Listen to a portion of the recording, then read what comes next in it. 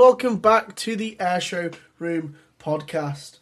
We have an absolute load of Airshow updates to talk about that have been released in the last 2 weeks, including lots and lots over the past 3 days, which has been hard to try and keep track of. And yeah, we've just got loads and loads to talk about. My name is Dan, I am your host, and joining me are my two co-hosts, Harry. Hello. And Chloe. Hello. And yeah, we've got lots and lots to talk about. First, I'll apologise for the bad voice of myself. I have a cold, but hey, air shows don't stop, neither do podcasts. And what a better way to make myself feel a little bit better than recording a podcast about planes and air shows, because that makes me feel a lot better. And I think we shall start with the one that we always start with, which is React. We've had one flying announcement over the last 2 weeks and quite a lot of static, but we'll get into. But first, we'll start with the flying announcement, which is The Belgian NH90 and historic helicopter seeking search and rescue demo. Yeah, so we've had one flying announcement from React, and it was, well, a very rarely seen / never seen before React display. We're getting a Belgian NH90 and the historic helicopter seeking, specifically the Belgian, ex-Belgian one, that will be doing a search and rescue demo together over the React weekend. So it's only flying Saturday and Sunday. For those of you that go on Friday, you won't be able to see this. But yeah, it's one hell of a rare sort of thing, and I believe they've said that they're going to perform a completely special display that should fit in the React flight line being quite long. Yeah, it's to celebrate the Belgian Air Force's 80th anniversary, so React put together a special display just for that.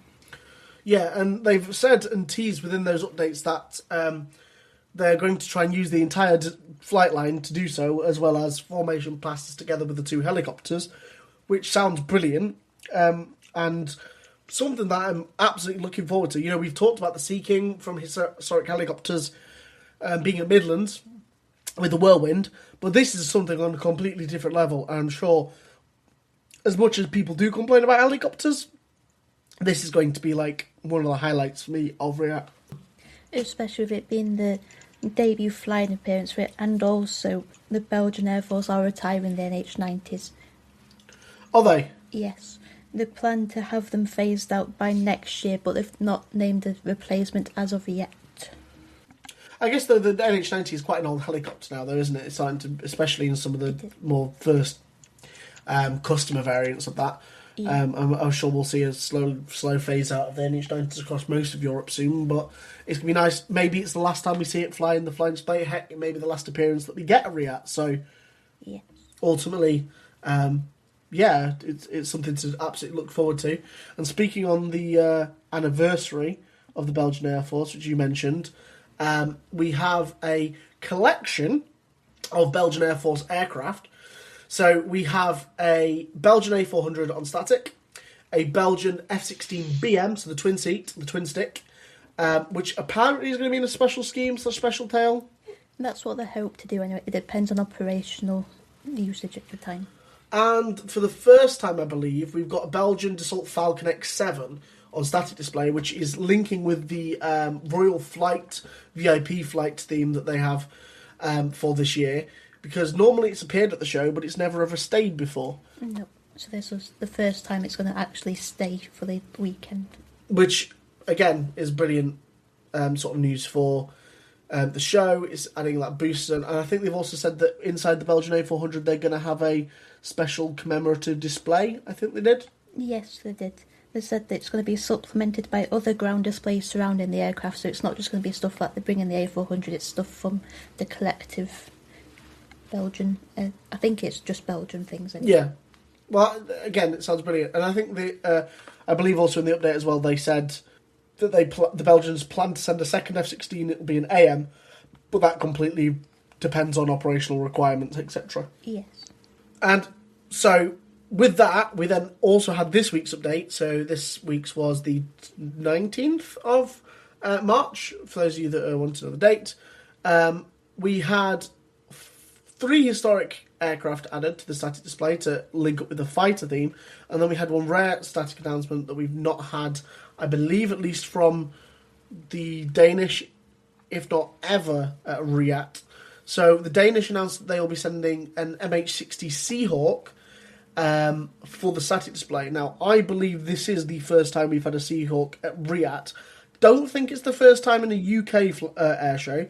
I believe it may have been at Farnborough once, and it may have also been at Waddington, but not the Danish variant. I think it was Australian. This was like 2007, a while ago. So, very, very rare. They also, again, have asked the Danish to send their special scheme one as well. They don't know whether or not they're going to get it, but again, up there with probably one of the stars of the static display. You know, some people will walk past it and not understand how rare of an aircraft this is. You know, the Seahawk variant of the Black Hawk is very rare on any airshow scene whatsoever, and to have one also coming from Denmark, which are really new, they're new Seahawks. So, very impressed with that. Following on from the Danish MH60, this week we had a bumper addition to the static display. We had 3 historical aircraft that are going to join that fighter line that Riyadh have teased in terms of being in historical order. We have 2 war-experienced fighters, starting with a Spitfire. So unfortunately, Harry gets a point. You can't see it right now, people who are listening, but I have the biggest grin on my face, knowing that he cannot get away with this. He cannot mark me down on a technicality, so I am currently winning. Trying to think of a sarcastic comment to come up with, to be honest, for that. Yeah, unfortunately, that means Harry has now got a point. That means he's now winning this predictions year, which is by all means frustrating. So it's only because you've never won a bet in the past. You've never won one. Look, you picked a Spitfire, and I should have made you pick the mark of the Spitfire, and instead I didn't, and I was nice, and I shouldn't have been nice, and now I regret being nice, basically, and I shouldn't have been nice. You need to be more heartless. Yes, I do. And I will make sure I do that next time, because you're not winning next time. You're probably not going to win next time either. Yeah, that's fair enough. I can't argue with that. So the Spitfire that we have got, which unfortunately is given Harry his point, is a Spitfire Mach 9. And Chloe is going to tell us a bit of history behind this aircraft, because it has got some war experience from World War One, and it's kind of a special Spitfire in a sense. It's got some things that other Spitfires don't have. So starting off with its service, it served in Malta and Sicily, and it is currently the only flying Spitfire in the world that is powered by the Rolls-Royce Merlin 63 engine. And it was also fitted with a water tank for the pilot, which was something that was only fitted in Spitfires used in hot climates. And that's why then this aircraft has the desert camo, isn't it? Because it fought in those sort of hotter, more deserty climates. Yes, that's correct. Also joining that sort of fighter lineup of war experienced aircraft is P-51 Marinelle, which has also been announced added to those sort of World War II era fighters. Yeah, so that one flew with the 504th Fighter Squadron for 45 days before it was shot down over France. And it managed to shoot down 2 Me-109s and 2 FW-190s in those 45 days. And it was originally allocated to a pilot called Captain Bradley Stevens, who was 24 at the time. And he named this particular Mustang Marinelle after a young girl he was courting, shall we say. And that girl was called Marianelle Stokes, which to him sounded like Marinelle, which is why he called it Marinelle. So it has a little bit of a story then to it as well, really, where the names come from. A really cute story. So, again, I think that I see a theme starting to pop up here, especially with the World War II era fighters that the Riyadh seem to be getting, is all of them seem to have some form of war experience. So we talked about the Corsair last week. It has experience in the Korean War. We have the Spitfire and Mustang currently that have experience in World War II. 2 different theatres, one fighting in sort of North Africa / sort of southern Italy, I guess, but then other also fighting in France. And again, I think it's this storytelling that we're going to have from this line. that they could do with this, and I think it's kind of being well planned. I think some people can complain that we have these warbirds in the static line. This is taking up space that other things can have, but I actually really like this idea behind it, and I'm sure Harry, someone that loves history, can appreciate the fact that the aircraft they are getting are specifically aircraft that have this sort of war experience that tell that story even more. Yes, no, I would. Yes, you're very much right on the money with that, Dan. It's always nice to have to, to see an aircraft, not only just like a historical aircraft fly, but also one that's got a story behind it, and especially one that's one that's survived. Considering these are probably now going on 80/90-year-old aircraft, and probably most wouldn't have survived. Most definitely wouldn't have survived the war, but just the fact that we've got one now that has survived, and we're going to be able to see it, and it's also got a story behind it, makes it a little bit more special. Because I think, especially as recent as time's gone on, especially for me, that I've always found that the story behind an aircraft a lot more. I found it a lot more interesting as time has gone on, because there's always the little details that make the story. It's always cool seeing the aircraft, but also seeing what goes on behind it and how it came to be is also just as interesting. Yeah, I always like the little stories and the storytelling that can be done with this, and I think Riat are playing this really well in terms of, they are getting the big name fighters in for that fighter line. And speaking of big name fighters, is it Hawk Hunter Limited? Aviation. Hawk Hunter Aviation, apologies, have also announced that they're going to be bringing one of their Hawker Hunters to the static display as well. Again, Hawker Hunters are very rare to come by on the airshow scene anyway, but this one of their 3 Hawker Hunters is probably the rarest. Yeah, so it's the rarest on the airshow circuit, as they usually use ZZ190 and XE688 usually, so for most of us it's very rare and possibly a first sight for us up close. Yeah, so this one is, for those of you that, if you don't remember the regs, the one that they are sending is the black and white and grey camo, digital camo, I guess, kind of esque scheme, where the other 2 that we've seen more regularly are the general camo scheme one, or the twin seat one, which is the white and blue one. So it's going to be nice to see this Hawker Hunter, and again, it adds to that line. We had the Vampire in the last couple of weeks.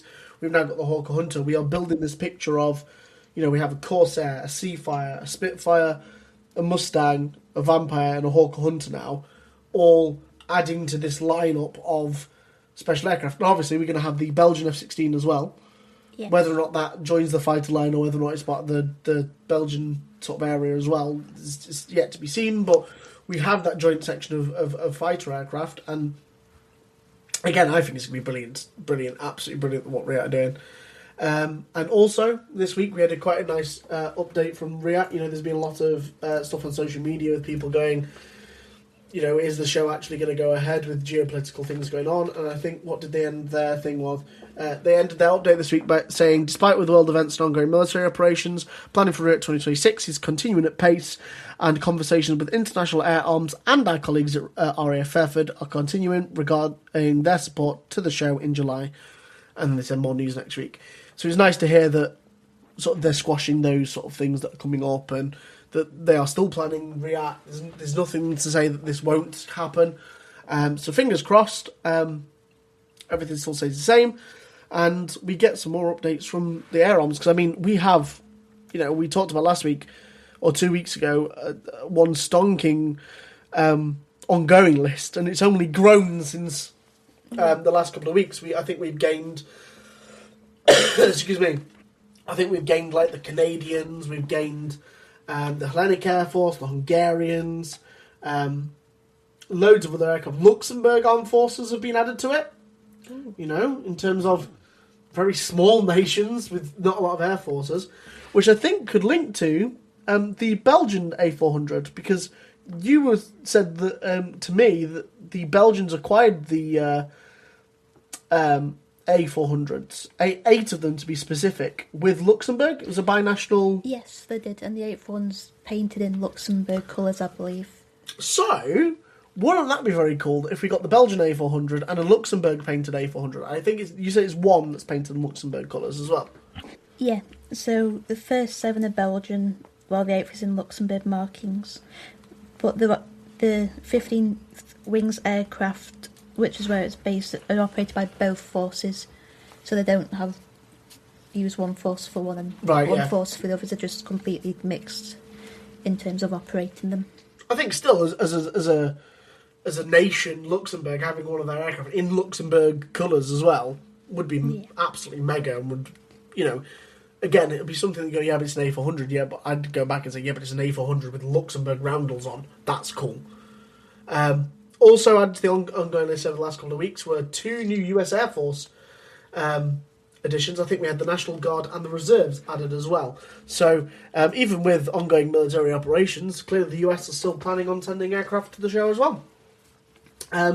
Again, let's keep positive, let's keep going with air shows and go to the next air show, which have announced 2 things. 2, yeah. Yes, 2 things.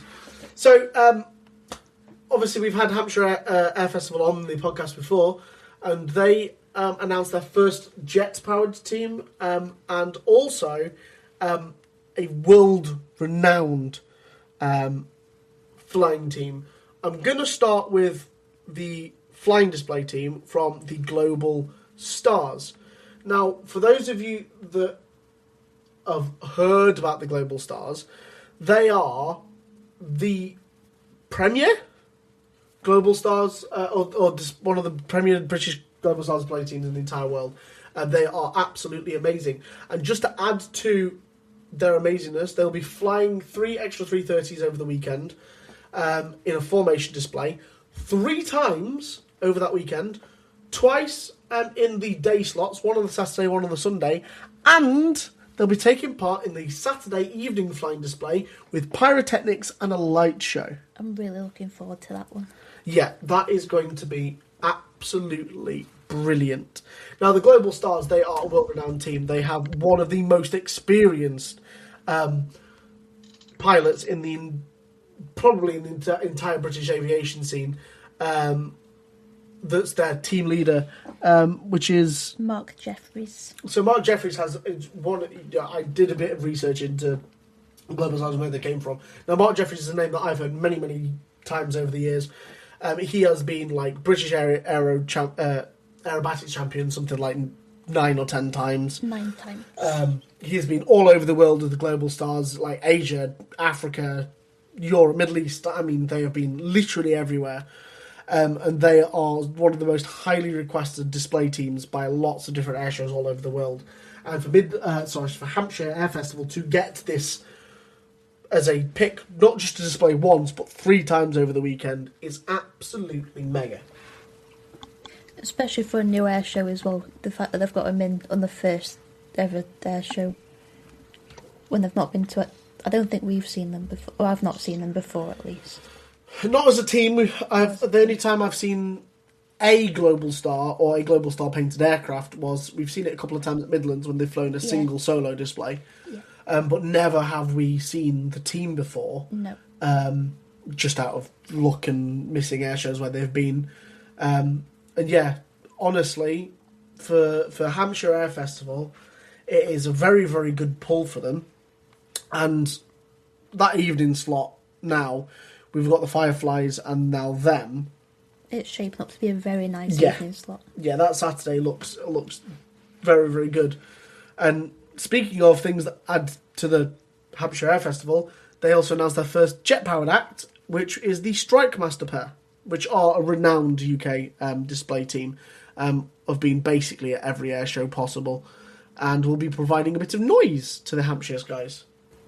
And just a bit, and their manoeuvres range from close formation aerobatics to opposition manoeuvres, which is always a nice sight to see. I'm a sucker for opposition manoeuvres, they're just so nice to watch. Yeah, so we saw the Strike Master pair last year at Cosford, when they got to use the Army Air Corps demos pyrotechnics because they weren't able to display, so they got to, probably for the first time and last time ever, use explosions as part of their display, which was interesting to say the least, to see the explosions going off as they did their final break. I loved it. More explosions. Yeah, it was really, really cool. For those of you eagle-eyed, though, you'll notice it looks very similar to the Jet Provost. And that is because it was a adaptation of the Jet Provost. Yes. It was very closely based on it. And it was made to be hence the name, a close air support strike aircraft. That's why it's called the Strike Master. And yeah, they are, coming to lots of air shows across the UK. And speaking of lots of air shows in the UK, where also are the Strike Master pair going to be flying? They're going to be flying at Midlands Air Festival. Midlands Air Festival, as of the day of recording today, which is the 21st of March, they announced that the Strike Master pair will also be going to their show, which means that the chances are we're going to see them twice. I'm looking forward to that. Which is, again, adding a bit of noise. It's adding to the jet-powered aircraft that Midlands have already announced. So we've got the MiG-17. Yes. Harry, try to keep yourself calm. And we've obviously got the Strike Master pair now. Now, Midlands Air Festival have been very busy in their comment section, alongside announcing a couple of aircraft. They have been teasing the idea that we have still a lot more to come from Midlands Air Festival. In their comment section today, they posted that there is 6 more aircraft announcements to come.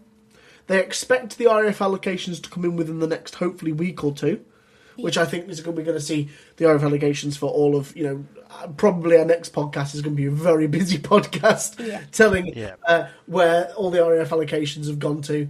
So that'll probably be a very specific themed RAF podcast. Yeah. And they said that they have 6 flying display announcements left to come, which, hell yes, to an already mega lineup that they've already got.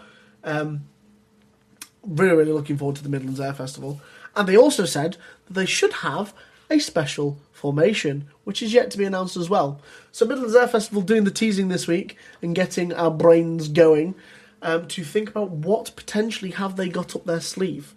Well, one thing they have announced and is not up their sleeve anymore and is out in the way, alongside the Strike Master pair, is the Navy Wings Swordfish.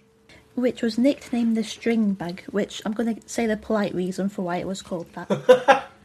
And that is because the aircraft was adaptable as a housewife shopping bag.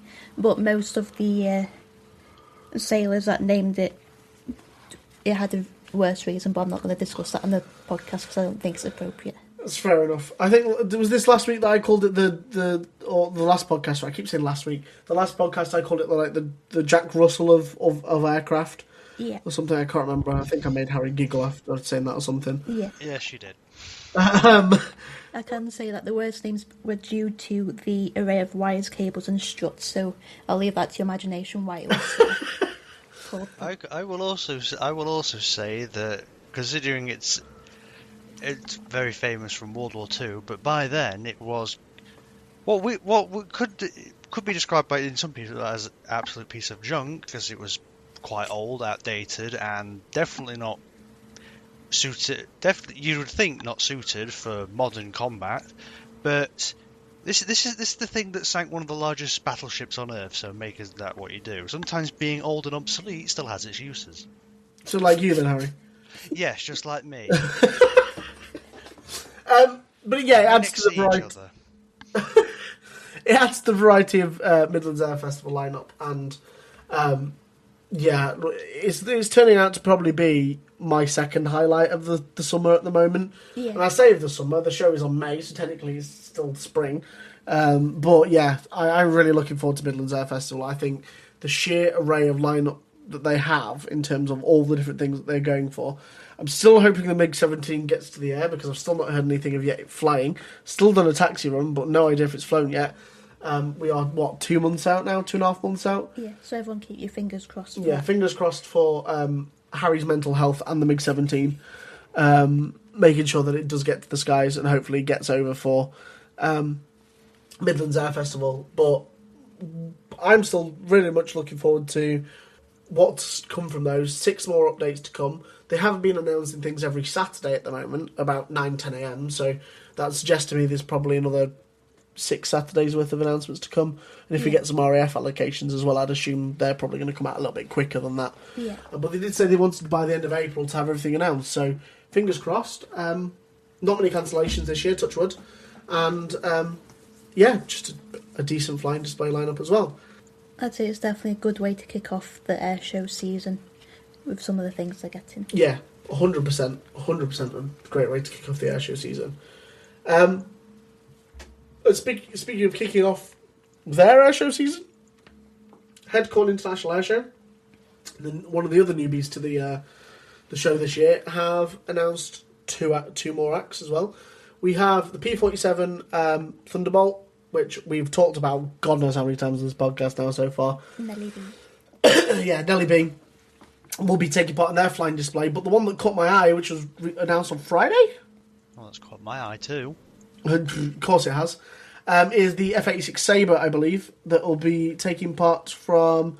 what's it called? Mistral? Mistral Warbirds. Mistral Warbirds, yeah. So we were lucky to actually see this displayed twice last year. Once at Midlands, once at Duxford. Yeah. Yeah, indeed. I loved that. And yeah, it's very similar in terms of its. You know, we talked about the MiG-17. It's very similar in its design to the MiG-17. It's the first ever swept-wing jet fighter. Yes, I have some fun facts about the F-86 Sabre, which actually links into the MiGs. If you wouldn't mind me saying them. Well, go on then. Tell us your facts. I'll tell you the facts. The Sabre is. Well, actually, its success goes back to the Korean War, because it was actually the United States' first swept-wing fighter. Obviously, the swept wing is the wings that they go backwards, obviously, like the swept. It was actually the first swept-wing fighter that could successfully counter the MiG-15, and this was over the skies of Korea during the Korean War. So this was actually the F-86 and the MiG-15 ended up creating some of the first jet-on-jet dogfights of the in history, quite frankly, and it's one of the most important aircraft from that war. And that is my fun fact about the F-86 Sabre. I'm very happy to see this aircraft again. It might not be a surprise to a lot of people, but I'm a sucker for early Cold War jets and swept-wing aircraft. I just love the design of them, and it appeals to me a lot more. But no, that's my fun fact about the F-86, and I'm very excited to see this aircraft again. Yeah, Sorry for my tangent. It adds to that sort of international participants of, we sort of joked, I guess, a little bit a couple of podcast episodes ago that the Headcorn International Airshow didn't have many international participants, but now they've got a second now with the F-86 Sabre being from France. And yeah, I think it's a great addition to their display. It's going to add that jet now that they didn't have previously to that, and allow sort of for, again, that sort of diverse flying display as well. And I believe also in the last week as well, they've started announcing they'll have some static aircraft on their display as well. And that is correct. They have announced the Fokker DR1 for their static display.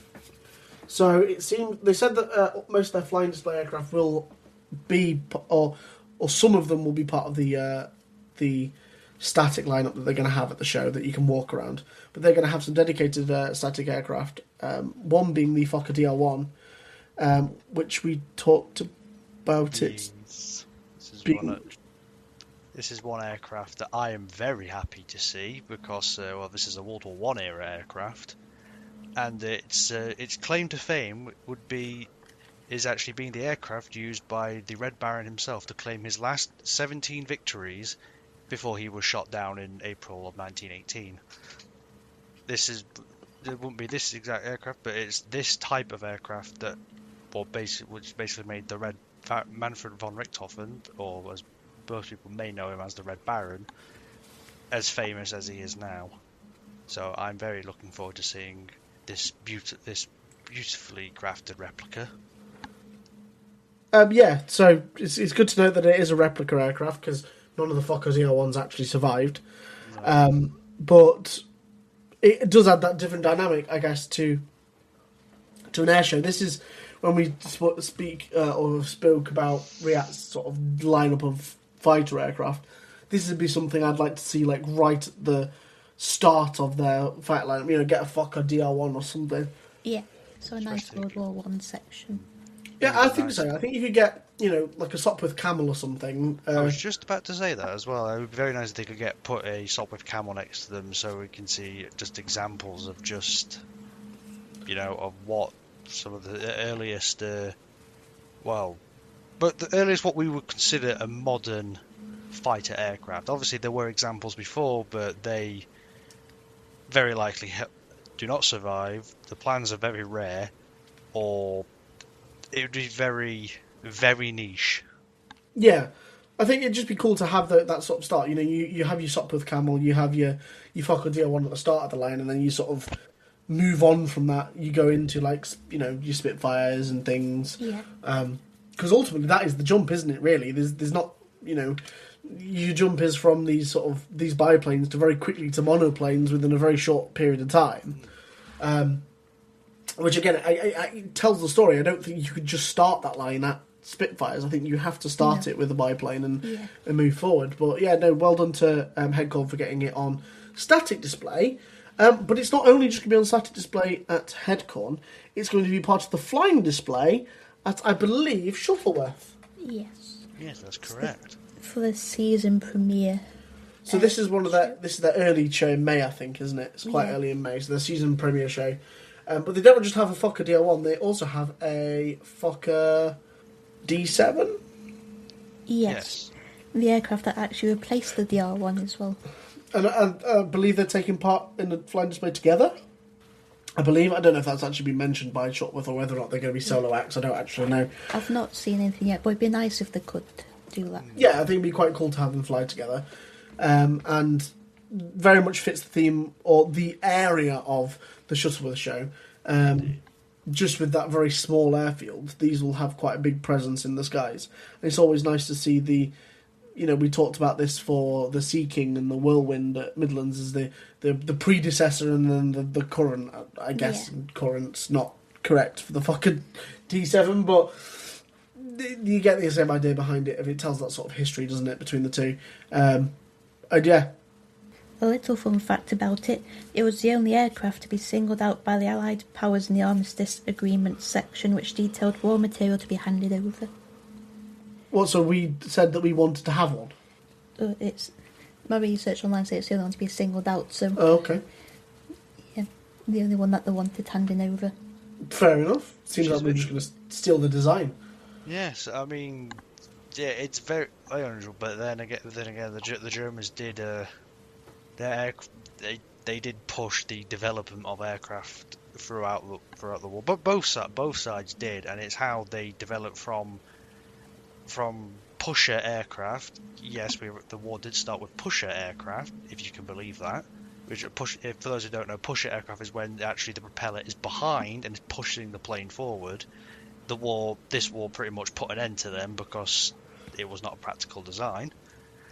But it's also just seeing just how quickly aviation technology developed throughout the war, going from saying what would consider primitive, because this is only 15 years after the first plane ever flew. So it's amazing seeing how quickly technology developed, and I'm not surprised that the Allied powers would want to try and get an example of one so they could learn from their own mistakes.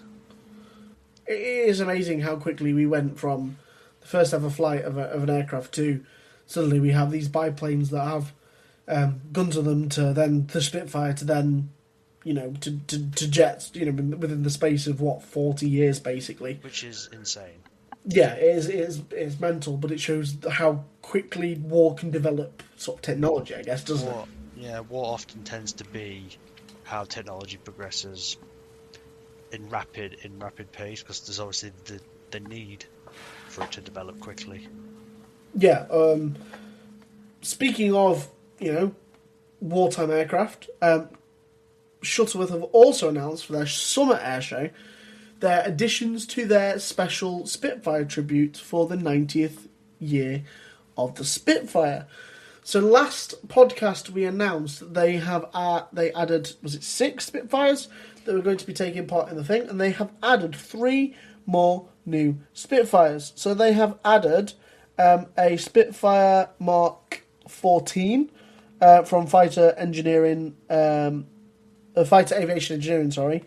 They have added a Spitfire Mark 9 from the Aircraft Restoration Company, and they've added a Spitfire Mark 8 called Lady Ellen from Warbird Experiences as well. So this now takes the total number of Spitfires, I believe, up to 9, I think, which we are getting a very diverse lineup of Spitfires so far. So if those of you that didn't listen to the last podcast or haven't heard what Shuttleworth are doing, they are trying to get every airworthy mark of Spitfire possible to be part of their flying display that year, or this summer air show. Yeah, to celebrate the 90th anniversary of the Spitfire, I believe. So they currently have a Mark 1, a Mark 5, a Mark 8, 2 Mark 9s, a Mark 11, a Mark 14, a Mark 17, technically Seafire, and a Mark 19. Made a lot of variations. Yeah, a very big variation of different Spitfires. And I assume more to come, because they still haven't said that they are done yet. That's true. I mean, why mess with perfection? Yeah. There are lots and lots of variations of the Spitfire, and they are doing everything they can in their power to get all of them in the flying display. Which that is going to be a sight to be seen at the Summer Air Show, I think. Just with the sheer amount of Merlin engines going to be taking part. Obviously, a couple of Griffin as well. But yeah, Shuttleworth are... I think I've said this probably on 3 or 4 podcasts now, but Shuttleworth seems like it's going to be the place to be for a lot of air shows this year. Definitely. One being their Festival of Flight, the Summer Air Show. So yeah, definitely keep an eye on what Shuttleworth are doing. We'll obviously keep you updated with anything else that they announce. Probably some more Spitfires would be my guess. And yeah, just keep it on with themes.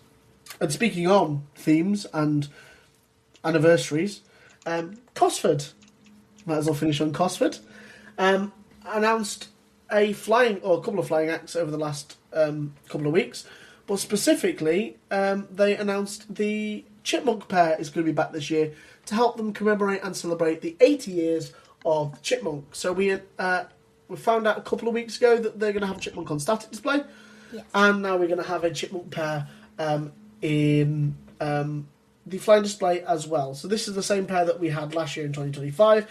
So it's a silver and yellowy orange and a red and white Chipmunk, both of which will be performing in close formation with each other as well. A fun little fact for you all, only 700 were built for the RAF as a trainer.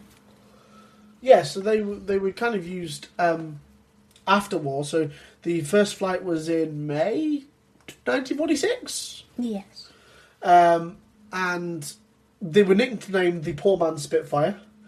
This was due to the fact of how agile it was, its manoeuvrability, but also the fact that it was really, really cheap, because it was obviously not made with the same specifications and design techniques as the Spitfire. And no offence, but it's a lot uglier than a Spitfire. But again, it's going to be taking part in the Cosford Flying Display once again this year. And I remember from last year, it was a pretty nice dynamic display. It was quite very cool to see. And obviously it's helping celebrate that 80 years of the Chipmunk as well. Yes, so well-deserved 80 years, I think. Yeah. Also added to the flying display as well, they've announced their first jet act? No, second, because they've announced the Vampire, haven't they? Yeah. So the second jet act, which will be the Jet Provost, which will be taking part in the flying display as well. Which, for those of you that don't know, it served for decades as the RAF's primary jet trainer, and it also spent many years at Cosford as a training aid, which supported the development of countless RAF technicians and engineers. So it's not just good for training in flight, it's good for training the engineers down on the ground. Yeah, and it's always a good sight to see at Cosford as well, the Jet Provost. You know, we'll probably see it at a couple of other shows as they come through. But it just adds to that varied lineup that Cosford has. Though, personally, I am still waiting on that big wow act from Cosford. Yeah. I think we had like a medium wow act in terms of the Red Bull display team, but I'm still waiting on that wow factor aircraft from Cosford, because look, you've got things like Midlands Air Festival, you've got things like Hampshire. They are getting wow acts. They are getting wow acts now. For air shows like Hampshire Air Festival and Headcorn, new air shows to the scene, they are getting aircraft that ultimately make them stand out. So the F-86 Sabre for Headcorn, the Cobra for Headcorn, specifically those two. With Hampshire Air Festival, you've got Richard Goodwin in his jet pitch. You've got the Global Stars taking part of the evening display, which is which is really, really cool. Yeah. Just for me, they are just Cosford are just missing that one act that goes, yeah. Now, we're obviously going to have all the RAF allocation going to be there, so I think you can very much expect that the Red Arrows, the Typhoon, the Tutor, the Chinook, all of those are going to go to Cosford because it's the RAF's only last air show. They're just missing something. I don't know what it is. I can't put my finger on it. Yeah, just that highlight act, I think. Yeah. The one that makes all the other ones still look good, but just put a little bit of edge to them. Yeah, and hopefully, if France do try and bring over their Rafale for the third year in a row, it doesn't cancel for the third year in a row. But yeah, I'm just waiting on something from Cosford. But their static lineup seems pretty cool. Yes. With another addition to their static lineup, which was is it Bob Davey and his Yak 3? Yep, Bob Davies, Yak 3. And he's a regular in UK displays, so he likes to get his yak out and show it to us. Well, yeah, so we discussed last episode, or 2 episodes ago, that he'll be attending Hampshire Air Festival with his Yak 3 as well. Yes. So, yeah, it's nice to see the aircraft up close. We've had it, we'll see it in the skies of the Hampshire. It's going to be on the ground at Cosford. But again, something like the Yak 3, for me, I don't know about you, it's kind of one of those aircraft like the Catalina that we talked about previously that I go, probably, should it be part of the flying lineup at Cosford? I don't like being quite negative about air shows. I just, with what we've already got from Cosford, I think, Yak 3 is very different. You don't see the Yak 3 at a lot of shows. No. So, I feel like Bob Davies is also the type of owner that likes, because he flies over from Belgium, maybe I don't know if it's a decision made by Cosford or himself, but he seems like the type of pilot that likes to fly it around as much as he can, because he does bring it to the UK quite a lot for different displays. Yeah, and this is probably where about 2 months' time I eat my hat when Cosford have got like one of the best lineups in the UK, and I just have to tell myself to shut up and I don't know what I'm talking about again or something. Yeah, one of those save the best till last moments, maybe. Yeah, absolutely. And I think that brings ourselves to the end of all the aircraft announcements. It's been really, really hard to keep track of this last week. There's been absolutely tons of aircraft announcements for different shows. Some interesting ones, some regulars as well. I will end on a slight negative note in terms of this last week. Unfortunately, the organisers of the Abingdon Air Show previously had announced that the air show was not going to be an air show anymore. It was going to be a fly-in, and they were going to have some helicopters and aircraft flying in and leaving through that fly-in. But they have now also announced that now is fully cancelled this year, and that there will be no show at the Abingdon air show this year. There'll be no show whatsoever, which is sad to see. It seems like it's coming with things like rising costs, insurance costs, etc., which is a big shame, because as much as it was never a big air show, it was good for locals around it and families as well. A lot of families did tend to go to that. And I liked the theme that they were starting with this year, where they were going to have the helicopter themed show. So, especially since not many air shows do that, because most people these days tend to prefer jets, and as we saw in Riyadh last year when there was quite a few helicopters, a lot of people didn't really like the fact it was helicopter heavy on some announcements. Yeah, so it's a shame to see that the air show is unfortunately being cancelled this year. Hopefully it can make a return next year if they get the ability to either make it as an air show or a fly-in or whatever. But yeah, just sad to see that air show has been cancelled, but fingers crossed all these other air shows that are going on are getting lots and lots of support. The actual aircraft at all these shows are still piling themselves through. And even with geopolitical times, things like Riyadh are still going ahead as well. So lots and lots of things to look forward to. We're getting into the busy period now where I'm sure we're probably going to be having podcasts every 2 weeks. It seems like with the amount of announcements we're getting. Once we get close to the air shows, I think we're going to try and do a couple of previews to air shows that we're going to. Go to try to. So we'll see what happens with that. We're definitely going to be doing a React preview. That'll be one for when you're packing your bags or driving to the show. Put the podcast on and listen to it. Talk about what's going to be coming. Because ultimately, we're keeping the positive idea of that hopefully the show is going to be going ahead. Yeah. The organisers have said it is, so we might as well keep it that positive mindset. Until we're told otherwise, just keep the hype up and also support your local shows as well if you can. Yeah, absolutely. Support your local shows because if whatever reason doesn't go ahead, which at the moment it looks like it's going to go ahead, these local shows are going to be ultimately why you're going to need to be if you want to see an air show. Yeah. And they are getting some very interesting things. I'm about to say, it's not like they're just getting boring acts, they're getting some variety in their acts as well. Yeah. So, that is the 6th episode, is that we're on? 6, yeah. Of the Air Showroom podcast. I hope you've all enjoyed. Like I said, it's going to be now getting into the thing of just lots and lots and lots of things being announced over the next couple of weeks. So podcasts will probably become more regular, being every probably 2 weeks. And then we'll see what comes around when we get into the airshow season. I'm sure we'll be doing reviews as well of air shows. So keep on looking forward to them. Keep on pushing your local shows, and I'm sure we'll see you in the next episode. Thank you all for listening. Please go follow our social media. That's where you can get involved in any conversations you would like. We'll be keeping you up to date with as the airshow news comes out. We'll be posting it on our social media. So just search the Airshow Room on social media, and I'm sure you'll be able to find our social media on there, because I think we're the only thing that's named the Airshow Room, so you're sure you'll be able to find it. My name has been Dan, and joining me were my two co-hosts, Chloe and Harry. Goodbye. Bye. Bye.